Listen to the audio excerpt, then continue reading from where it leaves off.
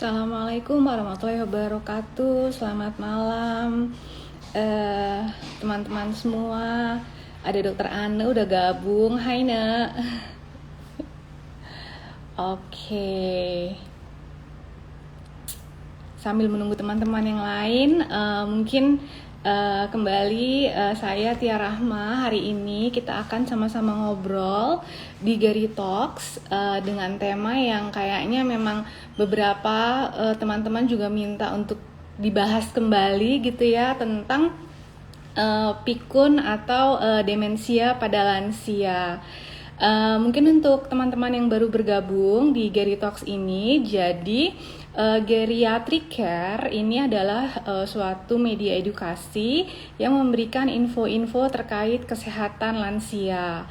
Jadi memang silahkan kalau mungkin nanti ada pertanyaan-pertanyaan terkait dengan pikun ataupun demensia, silahkan tanyakan di kolom pertanyaan question box atau di kolom komen. Dan hari ini alhamdulillah karena IG live saya ditemani oleh dua orang sahabat saya yang ahli di bidangnya. Yang pertama Dr. Asnelia, spesialis syaraf. Beliau berpraktek di Rumah Sakit PON di bagian neurobehavior yang memang biasa menangani kasus-kasus pikun atau demensia. Dan yang kedua adalah Dr. Kristiane atau panggilannya Dr. Ane, spesialis kesehatan jiwa. Beliau praktek di Rumah Sakit Universitas Indonesia dan juga Rumah Sakit Siloam TB Simatupang. Jadi mungkin sambil menunggu Dr. Ane dan Dr. Asnel, saya mau menyapa di sini ada halo, assalamualaikum Tante Antining. Terima kasih sudah bergabung. Oke, Dr. Asnel mungkin kalau udah gabung bisa request to join Dr. Asnel. Oke, jadi mengenai pikun ini sambil menunggu Dr. Asnel, memang sebagian mungkin udah ada yang baca-baca atau banyak infonya di sekarang di internet banyak gitu ya. Tapi ternyata memang beberapa masih ada hal-hal yang sekiranya masih perlu diluruskan atau ditanyakan gitu ya. Silahkan. Dan beberapa juga masih bilang pikun, demensia itu sama nggak sih gitu. Terus kalau Alzheimer itu apa gitu ya. Jadi mungkin nanti di sini semuanya bisa kita jelasin sama-sama gitu. Dr. Asnel.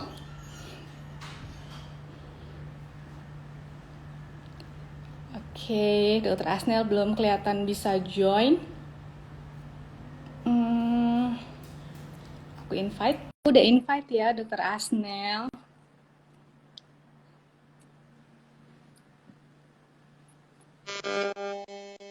Assalamualaikum. Malam. Kedengaran cuma enggak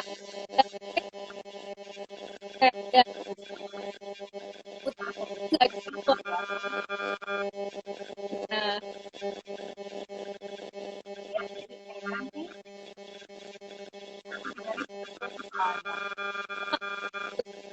ini sekarang enggak putus-putus,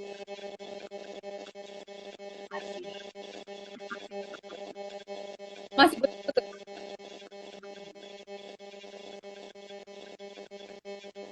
Kayak ada ininya Nel apa tuh? Apa gitu. Nah, itu udah hilang. Oke, Dokter Asnel kelihatannya ada masalah dengan sinyal. Oke, halo, ada Mai juga, Dokter Mai. Selamat malam.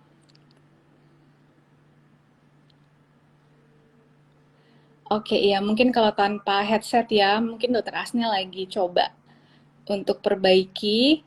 Coba saya lihat Dokter Ane apakah sudah hadir.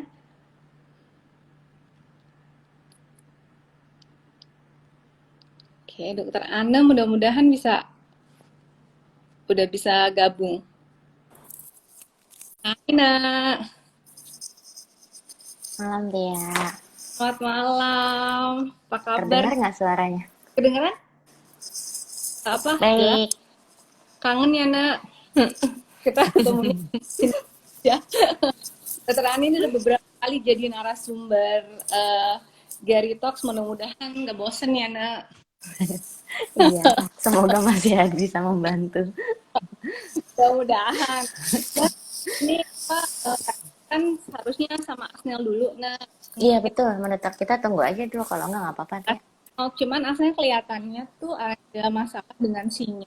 Mungkin ada apa headnya kali ya, Nak? Iya, kayaknya Gitu. tadi sinyalnya. Heeh. Oh, ini dia udah request lagi. Mudah-mudahan kali ini lebih oke. Masuk nggak ya? Itu dia. Masuk. Hai Nel. Halo, Assalamualaikum. Kok Waalaikumsalam. udah Lebih bagus nggak? balik lagi? Lebih bagus nggak pakai headset, Hai? Nah, oke. Semoga Aduh, yang di rumah nggak kedengeran ya ke sini ya, soal lagi di rumah nih. iya, Baru pulang banget. iya. Tapi kemahannya udah jadi kemarin. Minggu lalu. Minggu lalu. Dokter Ana, jadinya minggu ini ya. Akhirnya kita ketemu ya. Halo. Ketemu ya dokter, iya. Salam kenal. Tapi beruntung banget gitu kan teman-teman semua dapat bisa hari ini bantuin untuk ngobrol soal demensia. Soalnya kan kalau demensia nggak lepas sama bidang kita bertiga ya. Bisa aja datangnya mungkin ke Ane gitu ya karena ada perubahan perilaku kan, atau mungkin juga datang ke Asnel karena udah mulai ada penurunan fungsi kognitif, lupa-lupa gitu ya, dan sering juga datang ke kita ke internis geriatrik gitu. Jadi teman-teman tuh kemarin udah ada banyak yang bertanya di direct message, nanti kita akan coba jawabin satu-satu mudah-mudahan ya, kalau ada waktunya gitu bisa semua. Tapi kalau nggak nanti mungkin bisa tanya ke direct message, kita akan jawab lagi secara apa japri gitu ya ke teman-teman yang bertanya. Jadi mungkin sebagai pembukaan, Dokter Asnel, Dokter Asnel bisa jelasin nggak sih sama teman-teman gitu ya? Jadi kan pertanyaannya pikun, demensia, Alzheimer gitu ya. Itu satu bagian nggak sih atau merupakan suatu kondisi terpisah-pisah atau mungkin sama aja gitu. Monggo Nel. Ya, sebenarnya kalau orang awam taunya pikun ya. Iya. Pikun, yang pikun yang dimaksud tuh berarti banyak lupa atau Iya. penurunan daya ingat ya. Kayaknya sih yang awam tahu itu. Tapi memang benar sih, dokter Andi juga. Jadi yang paling banyak dikeluhkan memang gangguan memori dulu atau Iya. penurunan memori, sehingga karena itu dominan ada, jadi ya itu yang mereka tahu besarnya itu. Nah, terus kemudian sebenarnya pikun itu demensia Alzheimer, itu sama nggak sih gitu kan ya? Nah, berarti sebetulnya pikun itu istilah awam. Tapi kalau misalnya di kita tuh di kedokteran ya, kita dokter tuh biasanya menggolongkan dia demensia dulu nih. Ya. Demensia dulunya tuh payung besar deh yang kita bilang ya. Payung besarnya demensia. Nah, demensia karena apa? Nah, baru demensia karena Alzheimer, demensia karena vaskular, jadi demensia vaskular namanya, demensia pasca infeksi, demensia yang lainnya. Jadi banyak tuh karena apanya, sambungan nama belakangnya tuh berarti penyebabnya. Nah, kalau demensia Alzheimer ini sendiri biasanya karena penurunan daya ingat yang paling utama ya, biasanya disertai dengan dua item lain nih selain memori gitu. Jadi dia nggak sendirian nih, nggak memori aja, sehingga dia terganggu aktivitas hariannya. Jadi kita bagi tuh kognitif ya, kognitif tuh kemampuan berpikir kita nih, bukan intelijensia ya sebetulnya ya, jadi kemampuan berpikir kita nih kita sebut kognitif nih. Jadi mungkin teman-teman semua harus dikenalkan dulu dengan kognitif itu apa. Nah, jadi kognitif itu dibagi 5. Ada yang memori, yang paling besar tadi gangguannya, kemudian ada tata ruang 2 dan 3 dimensi ya, kita bilang visuospasial, atensi, dan konsentrasi, kemudian kemampuan berpikir kompleks ya, menentukan sikap, memutuskan sesuatu, reasoning lah, manajerial gitu ya, sama yang terakhir bahasa. Bahasa tuh bisa pengertian bahasa atau kemampuan dalam penyampaiannya. Jadi bukan hanya kemunduran memori aja, tapi memang disertai yang lain ya, minimal 2 yang terganggu, kemudian terdapat gangguan dalam fungsinya nih hariannya, kemampuan aktivitas harian. Nah, itu baru kita bisa golongkan ke arah suspek ya.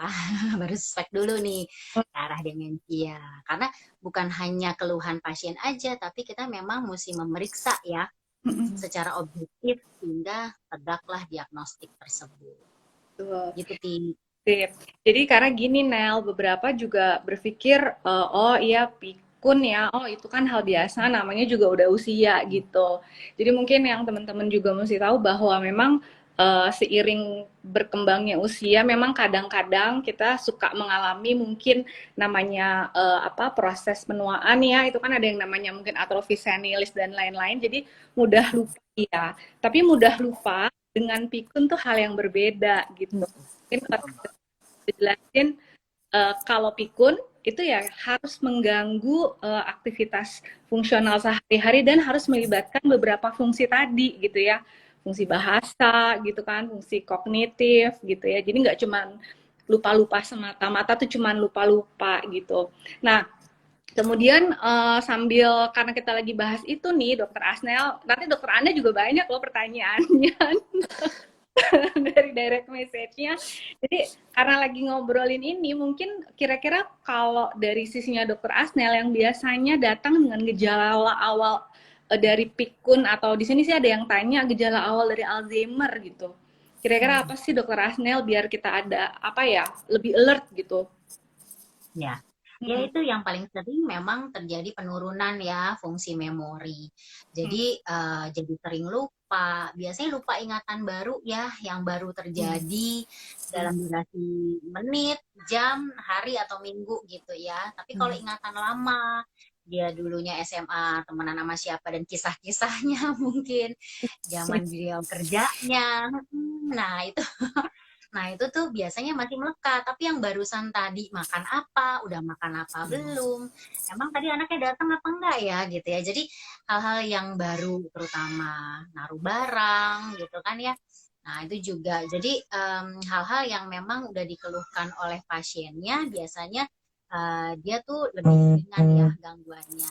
Kalau pasiennya kritis pasti rasa perlu periksa ya, dia datang deh klinik kita gitu ya. Kenapa ya kok saya berubah? Kayaknya saya pernah nanya ini berkali-kali deh sama istri saya. Karena saya udah pernah nanya tapi kok saya lupa ya misalnya gitu. Jadi mungkin ya untuk diri sendiri itu mungkin gangguannya kita boleh lihat lebih ke arah ringan. Karena pilihan ya Dokter Ana, pilihan pada diri sendirinya cukup baik.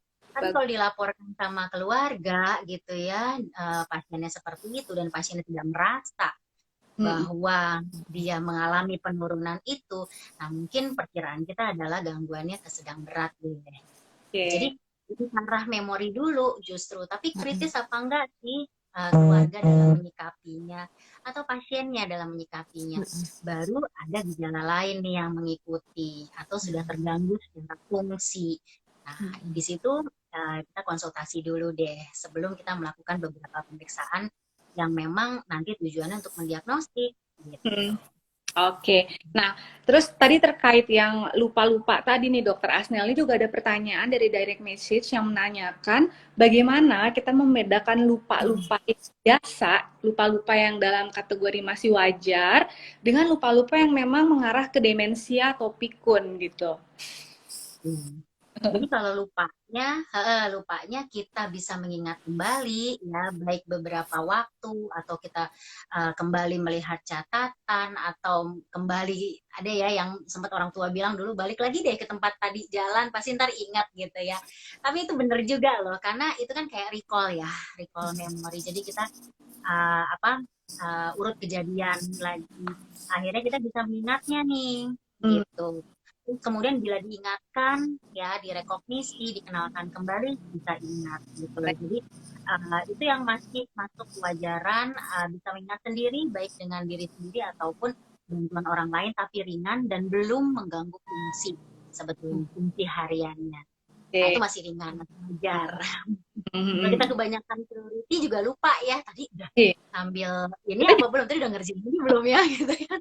Ya, itu masih wajar sih. Makanya kita mesti ada ya priority yang mesti dikerjakan. Jangan-jangan karena too much ya apa yang dikerjain jadinya sering lupa juga tuh. Kita bedakan ya dengan gangguan demensia itu. Iya. Jadi kan kadang-kadang itu ada yang lupanya tuh memang lupa naruh kunci gitu kan. Terus pas Hmm. lagi sholat, nggak sengaja atau lagi ngomongin yang lain, oh iya ya kuncinya di sini. Nah itu kategori wajar. Itu Tapi wajar. kalau misalnya nih si orang tuanya udah kita makan siang gitu ya, terus habis itu tiba-tiba baru selesai gitu makan siang, tiba-tiba diambil piring lagi gitu kan. Saya belum makan Ya. siang gitu. Jadi dan tahu juga tetap aja dia ngerasa bu enggak saya belum makan siang. Nah itu ada artinya ada sesuatu yang harus kita telusuri lebih lanjut gitu ya dokter Asnel ya melalui beberapa Betul. pemeriksaan. Nah ini karena pemeriksaannya ini kan biasanya dokter Asnel nomor satu tuh kita pakai screening ya. Screening pemeriksaan itu sesuatu yang kayak pemeriksaan apa ya, bagaimana fungsi yang visuospasial tadi gitu kan, untuk mengenal objek dan lain-lain ya dokter Asnel. Nah itu kira-kira biasanya kalau ada gangguan seperti ini, langkah pertama yang dilakukan pasti itu ya dokter Asnel ya? Iya, kita screening dulu, betul. Kalau sekarang di dokter umum sih kita udah lebih share ya cara pemeriksaan screeningnya melalui tools ya, pemeriksaan singkat deh, 10 menit mungkin bisa dikerjakan dan kita bisa tahu ini ada gangguan ringan, sedang atau berat gitu ya, atau normal. Nah gitu, tapi ya mudah-mudahan sih dokter umum udah sering terpapar ya dengan pemeriksaan ini karena kita banyak melakukan workshop ke dokter umum. Jadi screeningnya dapat nih apabila ada gangguan boleh dirujuk ke spesialis saraf ya, biasanya ke saya nih divisi neurobehavior biasanya khusus untuk divisi saraf menangani ini. Nah, Hmm. jadi di situ nanti disaring lagi tuh lebih detail lagi. Jadi dari screening kita periksa lebih lengkap. Betul, komprehensif kita bilang. Nah, di Betul. situ 5 item tadi kita periksa tuh, toolsnya Iya. macam-macam. Nanti dibikin konklusi, pemeriksaannya bisa 2 jam sendiri tuh buat itu. Kita dari pemeriksaan yang namanya comprehensive bariatric assessment itu memang kita sudah apa ya memasukkan komponen evaluasi fungsi kognitif ya, ada beberapa yang kita bisa pakai gitu, cuma ya memang itu bukan tools untuk mendiagnosis. Karena kadang-kadang kalau udah oh iya ya kok ada mild cognitive impairment nih atau ada yang ini langsung didiagnosis. Padahal mungkin untuk mendiagnosisnya kita harus kembali ke kriterianya mungkin. Nah, yang punya kriterianya ini dokter Ana nih, Nel. Ya, jadi memang ini irisan ya, Isan. irisan banget ya kasus ini. Nah, kalau buat di saraf, selain tools itu keluar sebagai hasil pemeriksaan, apa aja yang berkurang dari 5 domain tadi dengan tools yang banyak tadi gitu kan ya, biasanya kita combine dengan masalah anatomi nih, MRI, kalau aku butuhnya MRI otak. Ada apa sih secara anatomi? Tadi kan kita periksa fungsi. Kalau aku namanya pemeriksaan fungsi kortikal luhur. Nah, kalau itu fungsinya bagaimana untuk 5 domain tadi. Lalu kita combine dengan pemeriksaan MRI kepala. Bagaimana sih secara anatomi. Satu lagi biasanya kita pasti mengerjakan untuk laboratorium. Jadi ada nggak sih yang mempengaruhi kemampuan kognitifnya? Jangan-jangan dia gangguan metabolik nih. Betul. Alias yang berada di seluruh darahnya sehingga dia terjadi gangguan kognitif tadi. Nah, makanya irisan nih sama dokter Ana nih di ini, Dok. Monggo, Dok. Kalau kita kan biasanya selalu gitu ya di geriatri itu kita berteman sekali lah ya. Satu gitu. Jadi kadang-kadang kita melakukan apa ya screening tadi kita lanjutin gitu ya mungkin untuk melihat dari mungkin dokter Ana bisa jelasin nggak dokter Ana ke teman-teman kriteria diagnosisnya gitu kira-kira yang sesuai untuk kita katakan ini oh ini demensia gitu dokter Ana. Baik, iya dokter Tia. Tapi tadi sebenarnya yang tadi dokter Asnel udah sampaikan itu sebetulnya sih kriteria diagnosis ya dokter Asnel ya.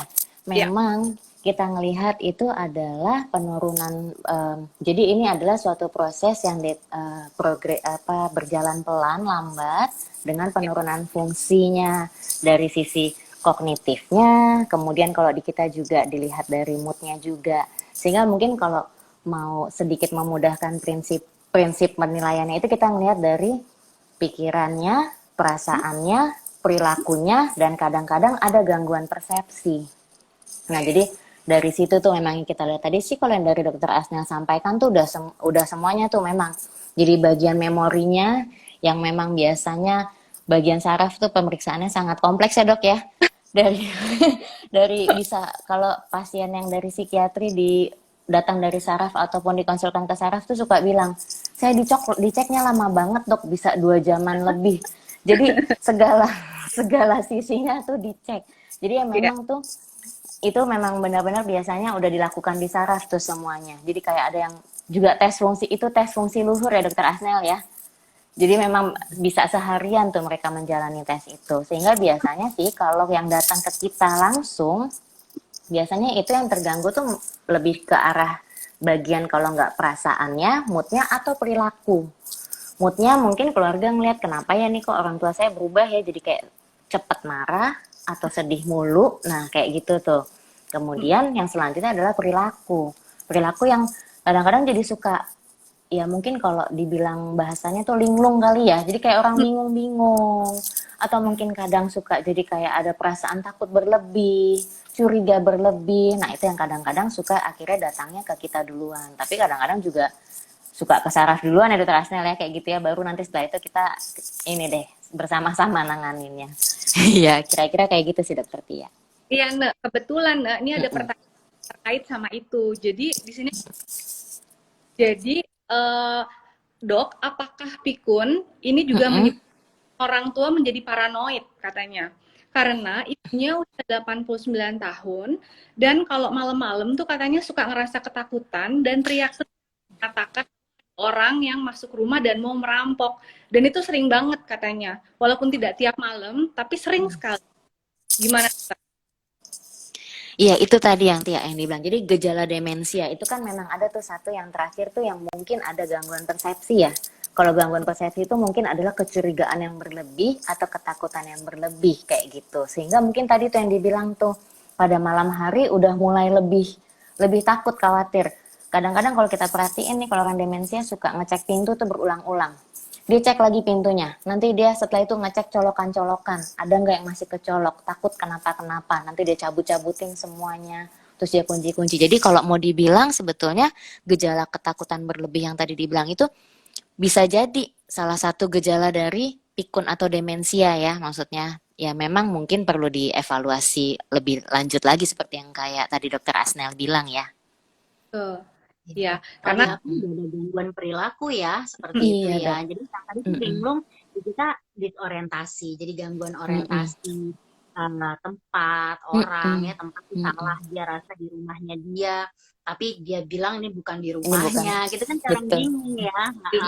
Terus ada malam dan siang itu terbalik gitu ya, di ke pasar padahal malam-malam gitu misalnya. Jadi itu kan kebingungan yang sering dialami juga kali ya, laporan ke pasien atau keluarganya ke situ. Kita udah disorientasi ya tandanya.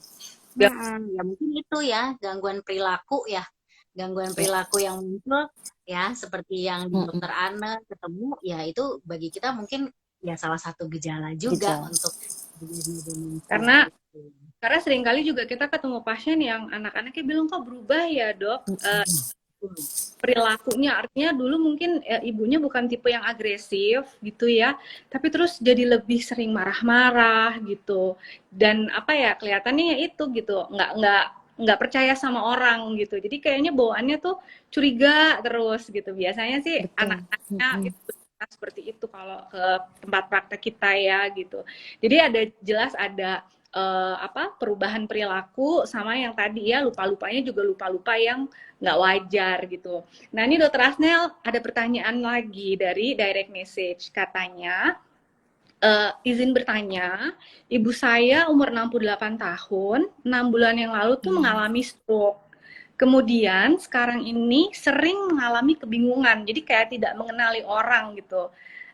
apakah ini termasuk Alzheimer atau mungkin penyebab karena stroke-nya, Dok? Gitu. Ya. Nah, benar nih. Jadi penyebabnya yang dicari tahu ya. Kalau di sini penyebabnya pasca stroke nih. Iya. Siapa? Ibu, Mbak, Bapak, Mas ya. Heeh. Dengan ibu ya. Ya, jadi kalau pasca stroke ya ada juga yang dengan gangguan sering lupa begini. Tapi mungkin kita biasanya evaluasi 1 bulan, 3 bulan, sampai 6 bulan nih pemeriksaan berkala deh.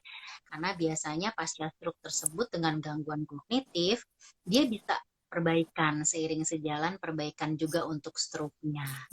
Nah, mungkin tipenya bukan Alzheimer ya, lebih ke arah gangguan vaskular kita bilang pembuluh darah. Iya. Dan macam-macam, bisa gangguan ringan seperti vascular cognitive impairment, jadi gangguan kognitif ringan karena pasca masalah pembuluh darahnya, stroke-nya, atau nanti setelah 6 bulan ternyata menetap dan memburuk gitu ya, jadi kita masukkan dia ke demensia vaskular. Betul. Karena jadi mesti dicari tahu dulu ya. Iya. Jadi kan memang sebetulnya perkara Alzheimer, menentukan Alzheimer atau apa vaskular ya, mungkin kalau untuk vaskular jelas harus ada riwayat stroke misalnya sebelumnya ya, Dokter Asnel. Tapi kalau dulu itu kan teori bilang mungkin kalau Alzheimer nggak tahu nih kenapa gitu ya, nggak risiko tapi kok ada Alzheimer. Tapi ternyata kan makin kesini diteliti, ternyata Alzheimer tuh berhubungan juga kan sama yang gen-gen dari hipertensi, dari diabetes, dari penyakit-penyakit metabolik gitu ya, bahkan dari ginjal juga. Gangguan ginjal tuh ternyata gennya ada yang ditemukan pada si Alzheimer gitu. Jadi sekarang tuh sebenarnya banyak yang bilang bahwa Alzheimer tuh beyond the brain gitu. Jadi nggak cuman dari otaknya aja, tapi kondisi metabolis keseluruhan itu sangat berperan juga gitu ternyata. Jadi sekarang tuh kan ada di lab-lab kita tuh udah mulai bisa periksa ya, Nel, apa tuh apolipoprotein ya. Itu terus langsung panik gitu ya, aduh saya ada nanti jangan-jangan Alzheimer nih gitu kan ya. Padahal itu kan semua belum bisa kita pastikan gitu kan. Jadi kadang-kadang emang udah jelas nih demensia ada vaskular, ada Alzheimer, ada yang Lewy body ya Nel ya gitu kan. Tapi seringkali kita tuh suka gejalanya atau semuanya tuh jadi kayak berjalan bersamaan gitu ya. Jadi nggak bisa kita kotak-kotakin gitu. Oh ini begini, karena kadang-kadang kayak ibu ini mungkin ya Alzheimer atau vaskular gitu kan. Jadi vaskularnya jelas karena stroke. Cuman seringkali kan overlapping ya Nel ya. Bisa mix sih. Jadi bisa mix dia. Jadi tergantung riwayat dulunya gimana. Kita mesti anamnesis mundur lagi sebelum dia stroke. Kalau memang sudah ada. Nah, kalau memang sudah ada sebelumnya dan tadi Dokter Ana bilang progresif ditambah stroke nih makin jadi. Nah, berarti dia bisa mix kan tipenya. Betul, tergantung anamnesisnya gitu makanya. Ya kan, ini mungkin teman-teman kalau ada yang mau tanya boleh langsung tulis di komen atau di question box. Kayaknya dari sini belum ada. Aku lanjutin PR lagi boleh nggak? Boleh. PR pertanyaan. Jadi ini juga tanya. Dok, mau bertanya. Pada orang tua itu apakah memang otaknya mengecil? Karena ini kebetulan neneknya umurnya udah 90 tahun, itu kemarin masuk rumah dikatakan otaknya kecil.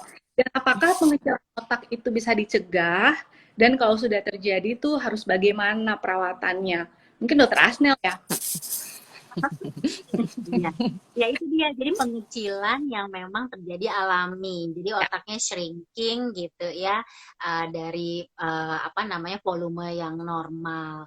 Nah tapi kita cek lagi, kadang-kadang kalau misalnya secara anatomi gitu ya sudah ada pengecilan otak, mungkin signifikan juga, tapi kalau fungsinya tetap baik, dia bukan Alzheimer juga gitu. Jadi betul, jadi makanya kita tidak bisa mendiagnosis hanya by radiologi saja, holistik deh keseluruhan. banyak kok yang 90, 80 tapi masih bisa baik banget deh semuanya. Nah, jadi mungkin dia bukan termasuk itu walaupun secara anatomi ada gangguan. Mm-mm. Kalau pada saat pemeriksaan di CT scan suka ditulis tuh atrofi cerebri atau Mm-mm. pengecilan otak gitu. Tapi sebenarnya nggak ada gejala yang ditunjukkan gitu ya, maksudnya masih oke aja. Jadi nggak bisa kita kategoriin masuk juga ke si pikun ini ya, Dokter Asnel, Dokter Ane. Karena tadi sudah dijelaskan sama Dokter Ane dan Dokter Asnel. Nah, ini kayaknya ini pertanyaan berikutnya untuk Dokter Ane nih kayaknya. Jadi ibunya usia 69 tahun, Nek.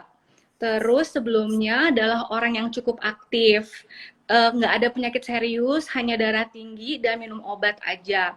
Cuman sejak 1 tahun ini udah mulai sering diam. Di rumah udah nggak aktif lagi. Dan selama pandemi kan memang dibatasin ya untuk keluar rumah ya. Dan kebetulan katanya keponakannya itu ada psikolog. Dan dikatakan kemungkinan depresi karena pandemi gitu. Tapi lama sekarang ibu seperti orang sering salah masuk kamar dan bertanya berulang-ulang ini hari apa. Khawatir mohonnya dok, gimana tuh dari mulai sedih dulu ya. Iya, iya. Itu yang tadi makanya Dokter Asnel bilang tuh benar ya. Jadi nggak bisa cuman kita ngelihat dari satu gejala keluhan aja. Tapi memang kita mesti menilai dari anamnesis yang menyeluruh. Karena kan juga kita nggak bisa langsung bilang dia itu demensia, terutama kalau kita melakukan penilaiannya pada saat kondisi dia mungkin sedang depresi. Kan jadinya kan ada yang bias ya. Kognitifnya mungkin terganggu karena kondisi depresinya dia. Sehingga ya memang anamnesis yang mendalam tuh mungkin penting kali ya. Kalau tadi ngedenger ceritanya itu kan mungkin dia mengalami kayak gangguan kecemasan atau gangguan depresi pada masa pandemik ini. Jadi mungkin kita perlu evaluasi dulu tuh apakah ini sebenarnya dia sedang mengalami gangguan suasana perasaan dulu, kemudian akhirnya mengganggu kognitifnya, atau mungkin memang ini juga dia udah mengalami penurunan nih sebelumnya 2-3 tahun terakhir ini.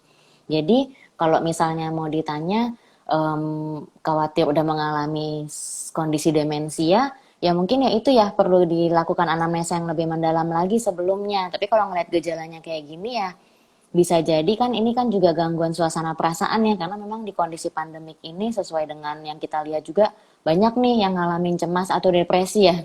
Kayaknya ya kalau kita lihat saat-saat seperti ini. Kira-kira sih mungkin seperti itu kali ya Dokter Tia ya. Gimana kalau dari Dokter Asnel?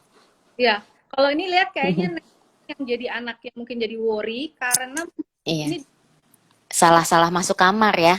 itu loh Nek, yang diulang-ulang pertanyaannya. Betul. Nah, iya itu yang makanya kita juga bilang, jadi mesti kita cek secara lebih mendalam. Karena memang benar ya dokter ya, kalau misalnya kita mau bedain lupa biasa sama yang pikun demensia, itu kan biasanya kan, em, kalau ada yang bilang gini, kalau ada yang lupa nama orang jarang ketemu, ya itu lupa biasa. Tapi kalau lupa sama orang yang sering ketemu, ya itu gejala-gejala pikun. Nah, sama juga kayak kalau misalnya perubahan mood itu. Kalau perubahan moodnya itu masih sesuai, itu sebenarnya kan lebih ke arah bukannya demensia ya. Tapi kalau perubahan moodnya tuh nggak bisa diprediksi naik turun asal-asalan, nah itu lebih ke arah yang si demensia. Nah sama nih kayak salah-salah masuk kamar ini mungkin juga bisa kita lebih perhatiin aja ya, apakah dia jadi makin terus-terusan atau enggak. Mungkin kalau dia makin terus-terusan begitu ya mungkin bisa kita curiga ke arah demensia juga sih jadinya ya dengan usia seperti itu dan ditambah dengan kondisi moodnya yang juga terganggu. Ya, ini kayaknya Mm-mm. kayaknya ini udah mesti screening juga ya Nel ya. Screen, iya kayaknya ya dok ya. Kita harus ke neurobehavior langsung Nek. Kayaknya udah mesti kan neurobehavior. Setuju. Gimana nih Nel kok jadi 10 sih? Ada saran nggak Nel untuk Iya. Mm-mm. Ya kalau yang pandemi ini semua berefek ya. Mm-mm. Jadi biasanya orang bersosialisasi, merasa Mm-mm. happy keluar dan di dalam rumah. Nah sekarang orang merasa terancam, even di Mm-mm. rumah pun mereka terancam. Iya. Terus kemudian boringnya ya di rumah aja. Biasa sosialisasi sekarang terbatas, nggak bisa ketemu orang, Mm. terbatas dengan daring. Untuk lansia kan sulit loh ya Mm-mm. adaptasi seperti ini.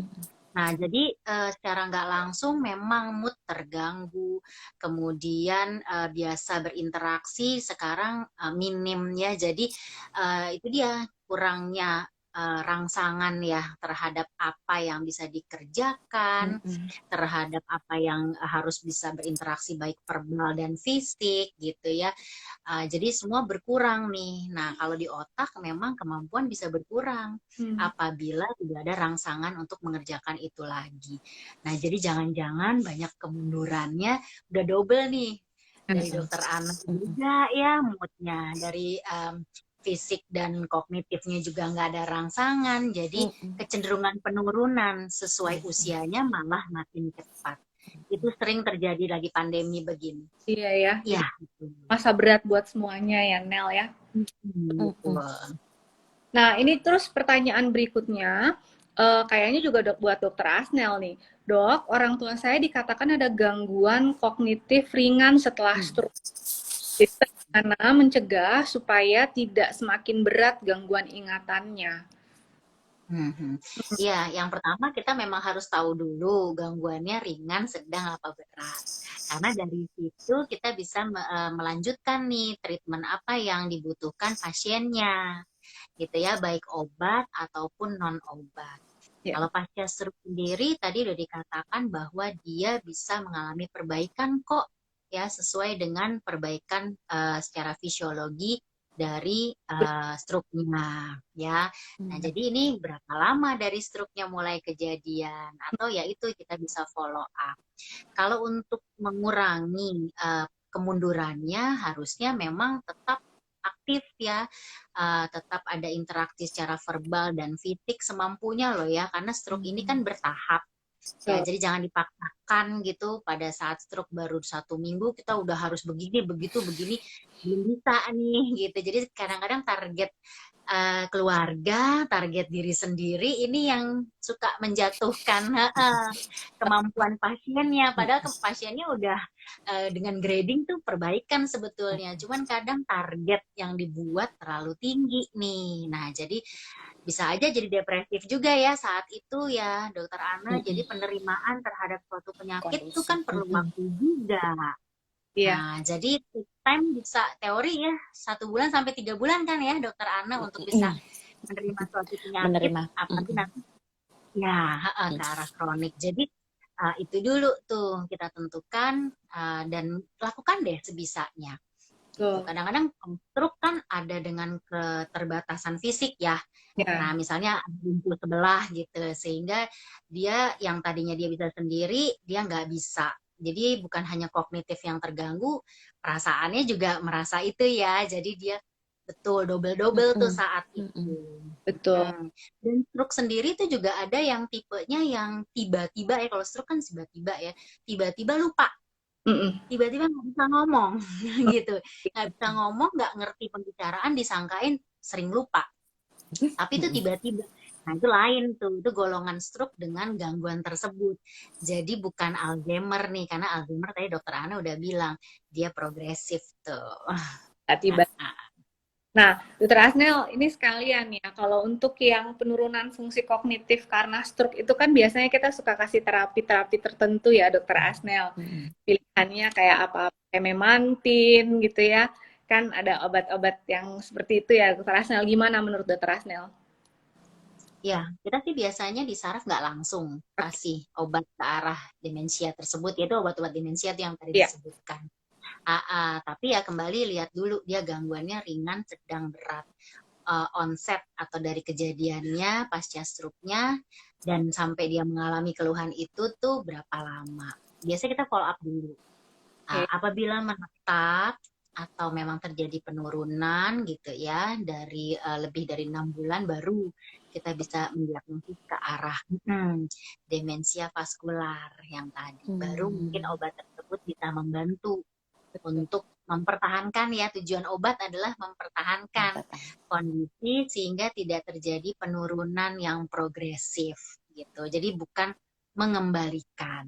Ya, Tapi karena kalau untuk sendiri bisa balik ya, bisa reversible nih gitu untuk struktur bumi, perbaikan strukturnya. Ya, tapi maksudnya memang pengobatan-pengobatan untuk demensia ini mungkin teman-teman juga mesti tahu bahwa bukan pengobatan untuk menyembuhkan gitu, tapi Wah, itu penting dulu tuh. Pencegah. kan supaya penanganannya tidak berat gitu ya, Dokter Ane ya.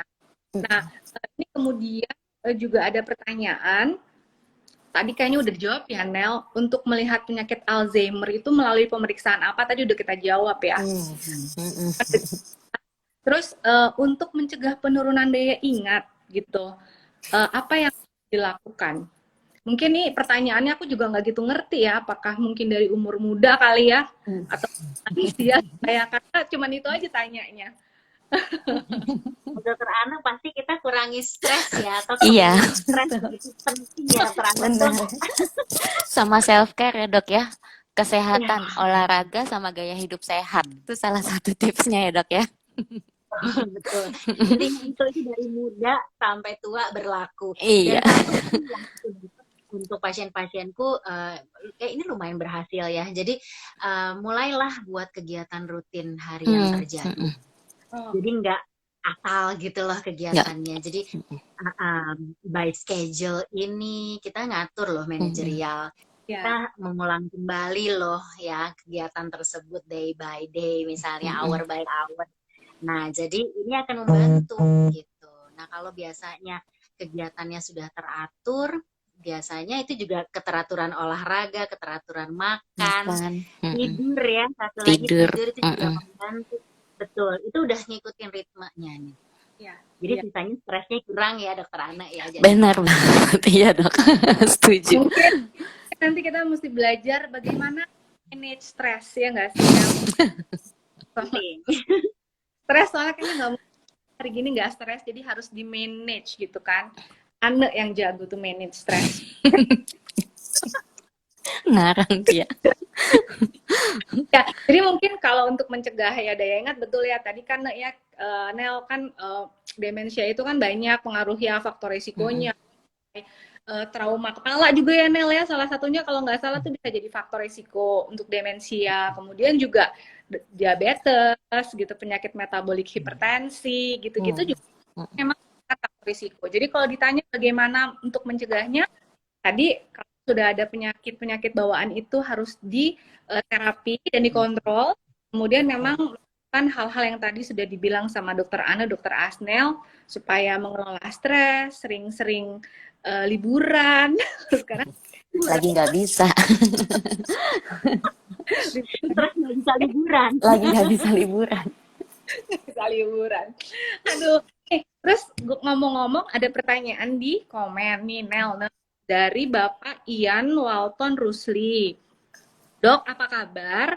Apakah usia di bawah 40 tahun bisa menderita demensia? Saya kadang suka lupa menaruh barang. Habis menaruh barang tersebut dan tidak menyimpan memori itu. Bagaimana, Dok? Mungkin sering lupa gitu kali ya. Gimana, Nel? Iya. Ya, usia sih bisa masuk yang early onset ya. Yang dini gitu ya. Betul. Tapi balik lagi, kita mesti mendiagnosis itu dengan berbagai rangkaian itu tadi ya. Kita pastikan dulu tuh. Nah, tapi sebenarnya untuk tips menaruh barang sebetulnya ini cukup bermanfaat ya. Jadi taruh barang deh pada tempatnya. Ya, tipe apapun misalnya kacamata pasti taruhnya di situ aja. Handphone taruhnya hanya di situ aja gitu lah. Jadi tidak berpindah-pindah tempat. Kalau keluarga yang menemukan itu ada di tempat yang berbeda, kalau sudah tahu pasiennya nih misalnya keluarganya ada sering lupa, dia akan taruh kembali ke tempatnya. Nah, sehingga pasiennya dia nyari lagi tuh ke tempat itu lagi. Jadi memudahkan untuk keluhan sulit lupa ya lupa menaruh barang tadi tuh biasanya gitu. Ya, jadi ini kembali ke habit sih sebetulnya, kebiasaan. Ya, mungkin kita ubah dulu nih kebiasaan ini. Jadi bukan apakah aku demensia atau Alzheimer ya, tapi udah bener belum nih kebiasaan hari ini kita.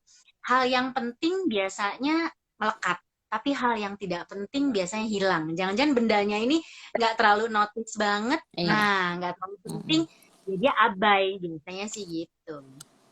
Tapi mungkin pertanyaannya Pak Ian ini mungkin lebih ke, jadi apakah demensia atau Alzheimer itu bisa terjadi di usia tua dan usia muda? Ya jawabannya iya. Karena Bisa. Bisa dini, tipe dini. ada yang early onset Alzheimer dan Mm-mm.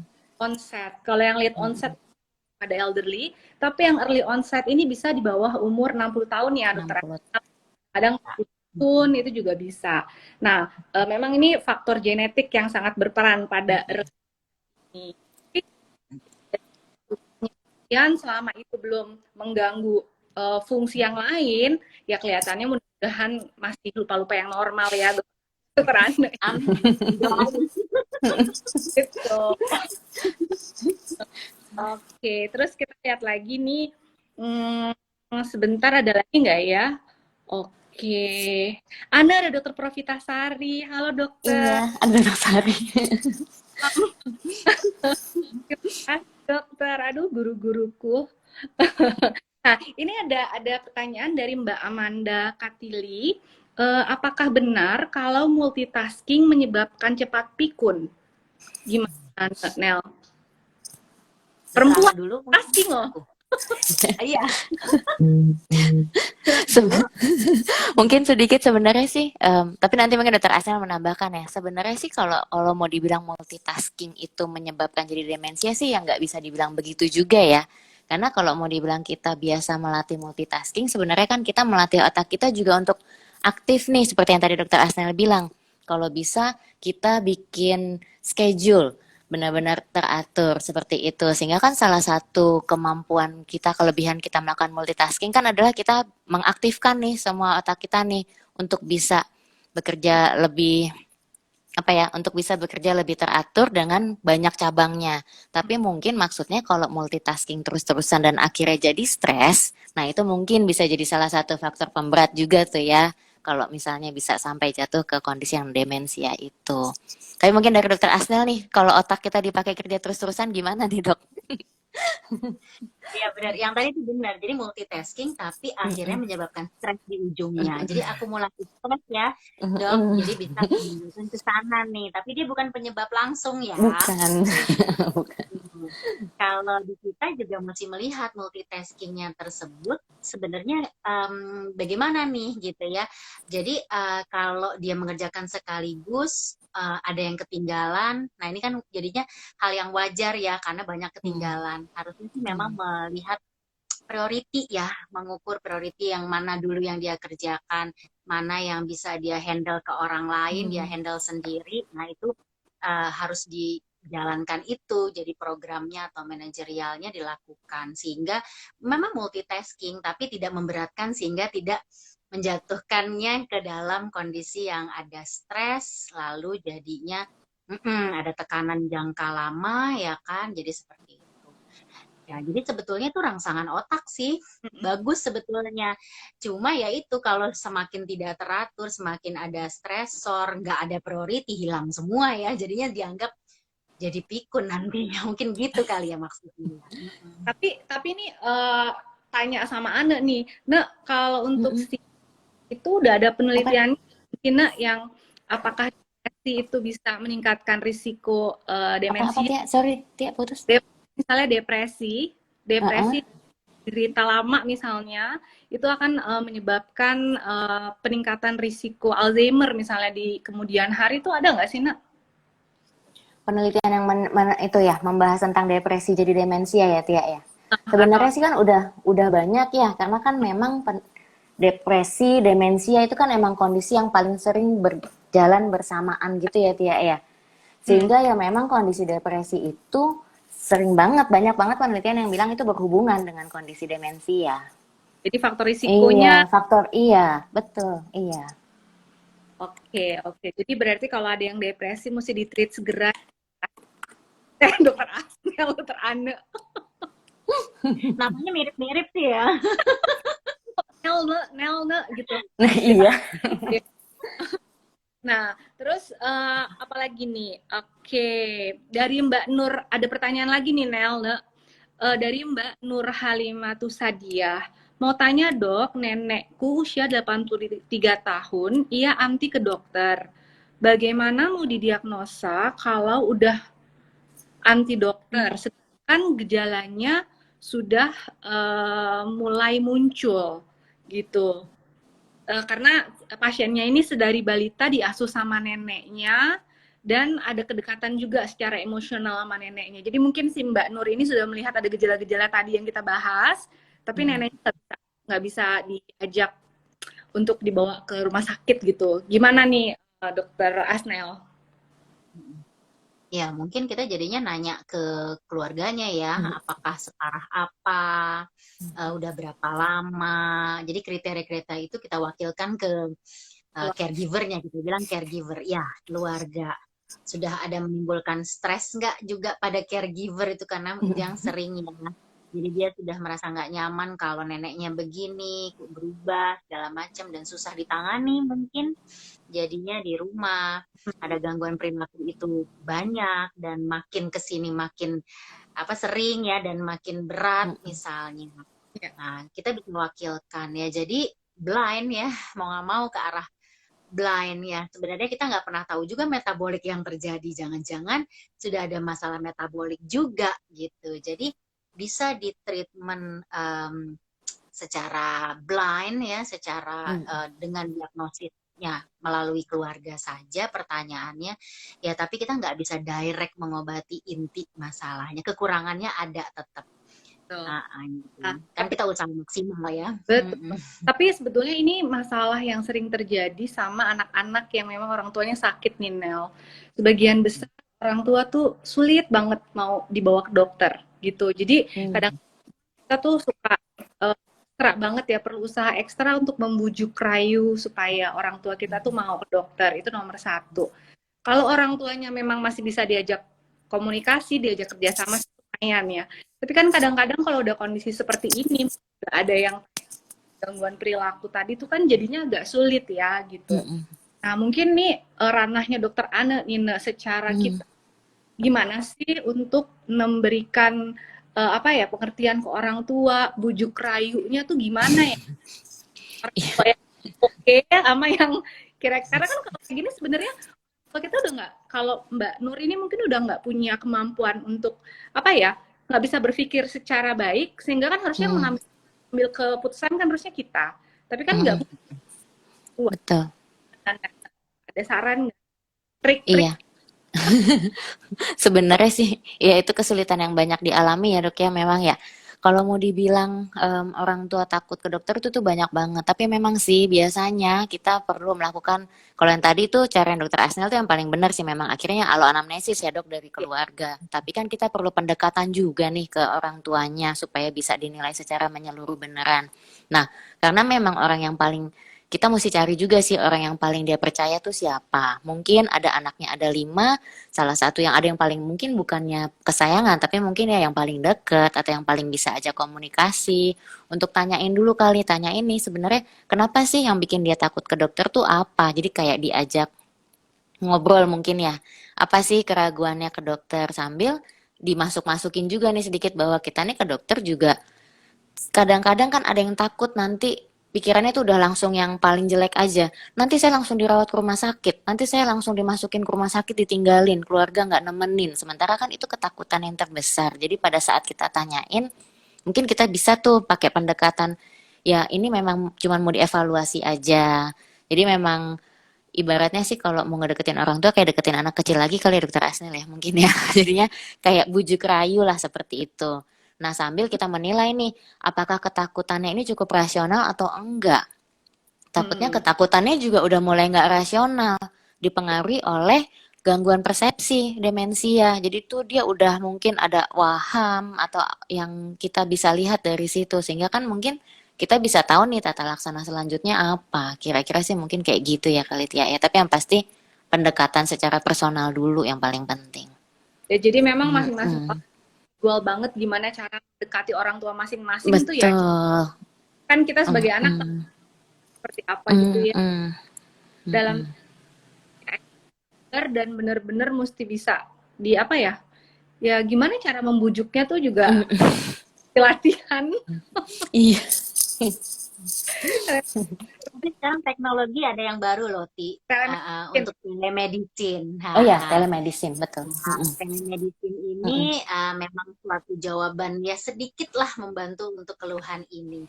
Jadi mungkin keluarga sama pasiennya ada di sebelahnya untuk bertemu secara virtual dulu gitu ya, seperti apa sih. Jadi kita berkenalan dulu mungkin ya sama kitanya nggak kenapa-napa kok, Mm-mm. kitanya Betul. nggak gigit, nggak maksain, nggak apa gitu, nggak marah, nggak apa. Jadi mungkin kalau dari awal pertemuannya sudah lumayan cukup baik, next step-nya kita bisa bujuk untuk yuk kalau mau Ketemu di rumah ketemuan sakit. gitu ya. Iya. Mm-mm. Di desensitisasi, kita kenalan dulu, dia percaya sama dokter Mm-mm. melalui telemedicine, baru nanti itu pasti mau ketemu gitu ya, Nel. Mm-mm. Minimal sih memang untuk pemeriksaan ya, itu yang harus ketemu. Tapi kalau mau follow up atau apa, apabila sulit, lansia juga rawan ya untuk ke Ya, rumah sakit mungkin karena Betul. pandemi, Mm-mm. karena kesulitan fisik atau kesulitan apa ya, kegiatan harian dia yang jadinya terganggu kalau dia datang. Nah, Mm-mm. pada follow up mungkin kita bisa lanjut by telemedicine. Yang Betul. diperlukan kan pada pemeriksaan itu ya, yang dia mesti Mm-mm. datang nih Mm-mm. gimana. Tapi tetap beda loh yang langsung sama yang telemedicine. oh iya. Banget. Kita Iya. penilaiannya beda. Jadi Nah, tetap lebih bagus ketemu. kalau untuk telemedicine kan memang kadang-kadang kita hanya bisa untuk pasien-pasien yang mungkin udah pernah ketemu langsung sama kita. Tapi kalau yang Kalau baru susah. Mm-mm. Kalau baru susah. Iya. Kalau baru mungkin memang hanya untuk perkenalan dulu ya, nih supaya Benar. dia Iya. yakin. kita nggak bisa kasih obat, nggak bisa kasih apa, cuman membangun kepercayaan orang tua kita aja. Trustnya dulu. Mm-mm. Karena kan seringkali memang mereka apa ya yang bujuk rayu, jadi kita juga dokternya Bujuk. juga yang Ikutan ya. jadi gitu. PR-nya ceritanya udah kita jawab semua loh, alhamdulillahirabbil alamin. Direct message karena memang oke. Karena memang mungkin ini orang-orang banyak yang apa ya, kalau pikun, Alzheimer yang kayak gitu-gitu kan memang menarik ya, maksudnya bahasannya juga banyak gitu yang mesti kita mesti tahu gitu kan. Kadang-kadang juga ada yang tanya soal obat, tapi sini sih nggak ada yang tanya soal obat ya. Karena ya kalau obat tentunya tergantung dengan jenis penyebabnya ya, Dokter Asnel ya, gitu ya. Dan tadi obat tidak membuat penyakit ini benar-benar sembuh, hanya mencegah progresivitas gitu. Iya benar. Saya boleh nanya nggak sekalian, mumpung begini Boleh, nih Dokter Asnel? Iya boleh dok. Kita Dokter Asnel, sebenarnya saya juga penasaran ya dok. Jadi kan kalau ini ibu saya, dia udah mulai demensia. Jadi udah mulai lupa-lupa nih dok, udah lupa-lupa. Kemudian juga pertanyaan sudah berulang-ulang. Moodnya juga sudah mulai terganggu. Kemudian juga kayaknya memang kecurigaannya juga sudah makin tinggi. Kalau yang saya tahu kan dok, kalau misalnya vaskular yang iskemik itu kan juga perjalanannya kan lambat ya dok ya. Sebenarnya ada nggak sih dok ukuran apakah ini sebaiknya kita memang melakukan CT scan juga atau MRI atau bagaimana ya dok baiknya? Kalau ke arah demensia, apalagi lebih detail ke arah vaskularnya, kita sekarang pakai MRI. Oh MRI dok. MRI. Karena dia lebih kelihatan ya semuanya. Terus sumbatan kecil, lakunar ya kecil, atau ada perdarahan kecil mungkin gitu kan, tanda bahwa memang tidak terkontrol secara metabolik tuh kelihatan dari situ. Jadi sebetulnya dengan usaha untuk mempertahankan metaboliknya bagus, artinya tidak diabetes atau diabetes terkontrol, tensinya terkontrol, kolesterolnya terkontrol. Nah, ini sih biasanya juga akan membantu jaringan otaknya juga tidak bertambah ya, iskemiknya atau apapun nanti ke arah sana. Lebih sering memang iskemik. Gitu. Jadi Tapi baiknya dilakukan MRI-nya kapan dok ukurannya? Maksudnya sebaiknya kita MRI deh gitu. Itu kira-kira kapan dok baiknya? nggak apa-apa, makin cepat Makin cepat untuk makin baik ya dok ya. makin cepat untuk diperiksa, Hmm, makin cepat kita bisa memberikan solusi kan ke siap. pasiennya apa gitu. Mm, Sama mm, kok, mm. itu yang kita sounding di sini mungkin bukan para orang tua atau pasiennya. Yang kita sharing di sini untuk geriatric care kayaknya untuk yang Yang muda-muda, iya betul, ya, yang punya benar dok. orang tua.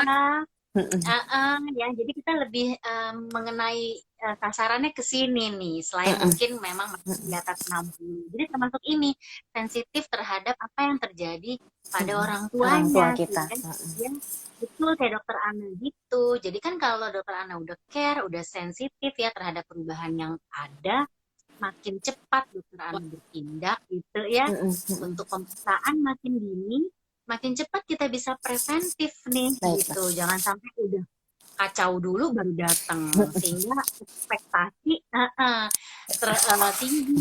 Iya. Nah, sehingga akhirnya depresif tuh. Depresif bukan pada pasiennya, pada Caregiver ya dok ya. caregivernya, pada Benar. keluarganya. Justru ke dokter Ana treatnya ada dua tuh, Betul. selain pasiennya, ternyata Caregiver dok keluarganya. biasanya.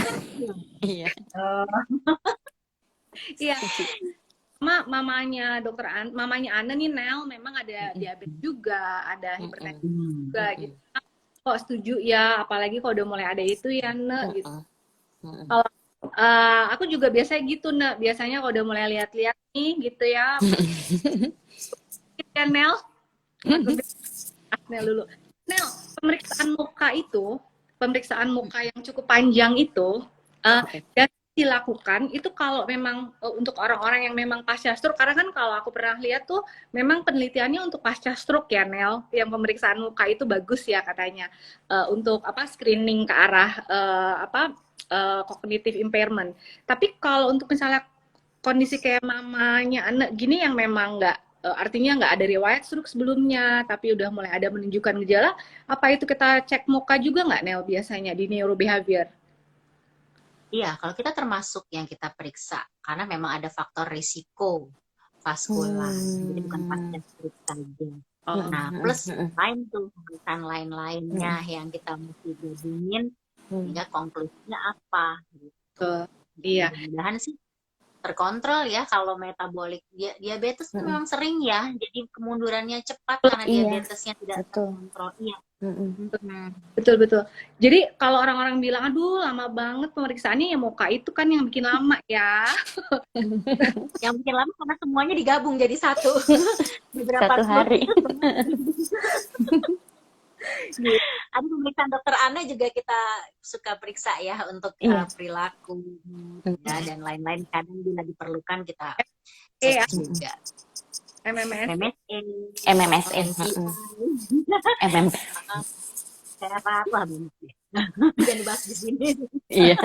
Bahasnya aku aja itu. Dan sekalian ya, gitu. Nah ini karena aku lihat dulu ya, ini kayaknya ada di question box ada pertanyaan lagi. Enggak, udah enggak ada ke bawah. Oke. Nah, ini ada satu pertanyaan dari Mbak Dira, WP. Dok izin tanya, kalau meyakinkan untuk vaksin bagaimana ya dok? Beliau sudah pernah konsul ke dokter paru saat pengobatan TBC tahun lalu dan tidak diizinkan vaksin. Sekarang sudah selesai pengobatan. Bagaimana meyakinkan ibu untuk vaksin? Ini kayaknya di luar demensia, Ne, tapi karena ngobrolin masalah gimana caranya untuk membujuk rayu, gimana kira-kira, Ne? Iya, ini kayaknya lebih ke arah pendekatan ini ya Tia ya, ke orang tua ya Tia ya. Emang masalah besar itu, Nak. Baiklah, walaupun ini bukan demensi ya, tapi iya nggak apa-apa. Yang penting sih kalau dari ranahnya Tia, yang penting kan udah ACC untuk divaksin. Kalau udah jelas aman kan berarti kan kita pendekatan ke orang tuanya juga rasanya sudah lebih aman ya. Kembali lagi, namanya orang tua itu punya ketakutan kan pasti ini di kepalanya nih ada banyak pikiran ya, kalau mau dibilang tuh overthinking ya. Takut ini, takut itu, takut ini, takut itu. Nah, sehingga kalau mungkin kita mau sedikit mengurangi overthinkingnya itu kan kita coba untuk keluarin dan kita coba untuk kayak kalau bahasa kita challenge kita bahas supaya nggak jadi cuman pertanyaan di kepala. nggak jadi cuman statement di kepala. Jadi memang pendekatannya kembali kayak tadi gitu ya, orang tua itu ya mungkin perlu kita tanya yang paling ditakutin tuh apa sih dengan vaksin ini. Kalau ntar dia bilang kemarin TBC apa segala macam, ya jangan bosen-bosen kita ulangin lagi bilang ya TBC-nya sudah teratasi, bahkan dokter penyakit dalamnya juga parunya udah bilang oke. Jadi ya memang karena ya namanya orang tua kan pikirannya mungkin udah mandek terus dia muter aja di situ. Jadi ya kayak ditarik gitu loh benang kusutnya. Ya, Diajakin ngobrol, ditanyain terus dibahas. Mungkin itu salah satu coba tipsnya kayak gitu ya. mungkin juga maksudnya Mm-mm. ini kan karena memang relatif baru ya, jadi orang-orang Mm-mm. nggak terlalu yakin. Mm-mm. Cuman Betul. kalau dari sisi yang kita metaboliknya nih gitu kan, kita misalnya Mm-mm. ya frail ya, pasien yang nggak masuk dalam kriteria frail kan sebetulnya memang sebaiknya dilakukan vaksinasi Betul. gitu. Nah, Betul. mungkin sedikit saran buat Ibu Dira tadi, mungkin mudah-mudahan ibunya mungkin masih punya teman-teman kan ya, mudah-mudahan. Nah, mungkin hubungin yang udah vaksin, terus kasih lihat gitu loh bahwa Ceritain. mah tante ini udah vaksin loh, terus ternyata oke loh ma gitu, terus nanti nggak apa-apa kok ternyata tante udah vaksin booster malah gitu. Kalau denger cerita ini kan kayaknya belum sama sekali nih berarti divaksin ya. Mm-mm. Mm-mm. Jadi mungkin selain dari kita bujuk, kita juga kasih contoh-contoh yang memang nggak apa-apa gitu. Dan kalau bisa memang teman-temannya supaya bisa bantu meyakinkan dia gitu kali ya, ya. Betul. Iya. Oke, kalau gitu. Jadi, aduh, seru banget nggak sih ini kita jadi ngomonginnya Kemana-mana. Kalian yang pasien demensia sendiri boleh vaksin nggak? Nah, sekalian dibahas di Iya sini. nih dokter Tia. Demensia boleh nggak Tia? Ya, jadi kalau Boleh kalau ya, kalau dari sisi kita yang tadi aku bilang bahwa dari geriatri bahwa untuk setiap penyakit yang memang ada, berarti demensia itu kan masuk ke dalam penyakit-penyakit komorbid gitu ya. Selama si pasiennya tidak dalam kondisi renta atau frail, itu untuk dilakukan vaksinasi gitu. ya, jadi banyak tuh yang takut ya. Iya. Benar. Tapi kalau takutnya udah demensia, nggak usah divaksin, nanti kenapa-kenapa. Justru itu yang kita harus lindungi ya, mereka tuh. Jadi kalian deh. Orang tua populasi rentan, jadi memang sebaiknya memang harus dilakukan vaksinasi. Dan sebetulnya kenapa kok kalau yang frail, yang renta itu kenapa nggak divaksin? Sebetulnya bukan kenapa-kenapa juga, mungkin lebih karena pada saat orang tua itu sudah dalam kondisi yang renta, maka respon imunnya itu kan udah nggak terlalu bagus ya, sehingga untuk membentuk kekebalan tubuhnya tuh juga nggak efektif gitu. Jadi sebenarnya mungkin dasarnya itu. Nah, jadi sekaligus nih berarti tadi ada pertanyaan vaksin ya, mumpung jadi selama memang masih bisa divaksin, dokternya bilang oke, umur berapapun lakukan vaksinasi gitu. Oke, jadi Nel, mungkin untuk closing statement atau kesimpulan bahasan demensia kali ini atau pikun Nel, untuk geriatric care yang rawat orang tuanya gimana Nel? Iya, jadi memang yang kita tegur di sini ya, balik lagi ke programnya Dokter Tia nih, geriatric care adalah bukan hanya lansia saja yang kita sapa di sini, tapi kita menyapa anaknya, saudaranya. Jadi mungkin yang lebih mudah untuk bisa lebih aware terhadap gangguan kognitif ini. Yang paling sering mungkin lupa ya tadi ya, apabila sudah ada gangguan perilaku ini juga akan lebih berat kondisinya, makanya makin sensitif. Keluarga biasanya makin sensitif, makin agresif juga ya untuk memeriksakan pasiennya, which is itu adalah keluarga kita sendiri, supaya nggak terjun ke kondisi yang jelek atau cepat ya progresivitasnya. Jadi intinya satu sih Nel, mungkin memperhatikan apapun perubahan yang terjadi pada orang tua.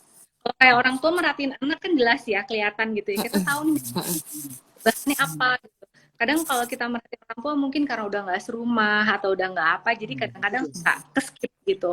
Jadi mungkin ya yang kita mau titik beratin lebih ada sedikit continuity untuk memperhatikan dari hari ke hari gimana kondisinya gitu. Nel, gimana Nak? Enggak sih, sebenarnya pesannya mungkin udah yang dokter Asnel sampaikan tuh udah paling benar ya. Mungkin bukan cuman pisah rumah ya Tia ya. Kadang-kadang kan serumah tapi bekerja. Oh Jadi itu ya. kadang-kadang mungkin iya kita juga kurang aware sehingga ya memang pesannya ya pada saat kalau kita ngeliat orang tua kita mungkin udah ada kelihatan nggak mesti sampai linglung atau ngaco, moodnya aja juga udah mulai kayak kurang enak. Terus kadang-kadang suka lupanya tuh kok kayak berulang-ulang. Nggak ada salahnya loh kalau mungkin kita lebih aware dan kita cek lebih cepat supaya ya tadi dokter Asnel bilang makin cepat tahu pencegahannya kan apa ya bukan pencegahan ya maksudnya Makmur. perburukannya bisa kita cegah gitu Iya, ya, kira-kira ya. sih kayak gitu sesuai dengan ini Tia lah geriatri. Kalau pokoknya itu Support nih, Ti. Kita support dua-duanya nih. Iya betul makanya aku kita bilang timnya Tia.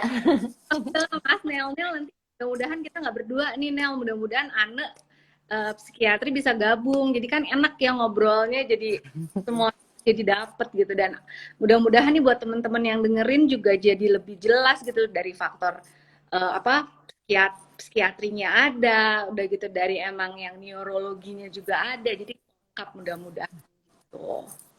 Oke deh, jadi Nel, kelihatannya pertanyaannya udah nggak ada lagi nih. Oke, dan ternyata udah lewat sejam loh. Kok bisa ya? Biasanya Biasanya kalau putus. udah tapi ini masih bisa loh ternyata. Mungkin tahun baru ya. hadiah hadiah tahun baru. Kan ini IG live pertama di tahun baru nih kita Oke. cerita. Ya deh, kalau gitu Nel, makasih banyak buat waktunya, buat sharingnya, Sama-sama. buat apa ya masukan-masukannya semua, mudah-mudahan bermanfaat buat semuanya, terutama buat teman-teman yang hari ini melihat IG live ini, atau IG live ini nanti akan kita save, mungkin nanti bisa dilihat lagi kalau untuk yang ketinggalan mau mengetahui lebih lanjut tentang pikun atau demensia.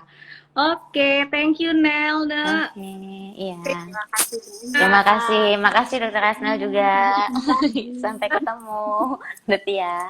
Geriatri kan juga banyak, sehat-sehat, stay safe yuk. Assalamualaikum. Bye. Assalamualaikum. Waalaikumsalam. Waalaikumsalam.